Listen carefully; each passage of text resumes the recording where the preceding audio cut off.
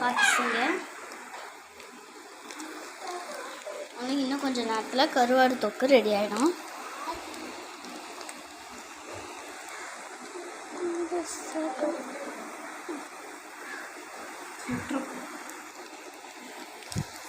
ரெடியாக போகுது கருவாடு தொக்கு.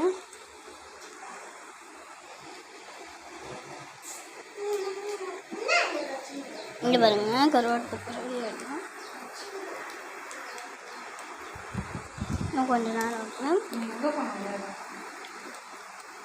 நல்லா நம்ம பிடிச்சின்னு கிண்டி விட்டுப்போம். நல்லா கிண்டி விட்டுக்கோங்க.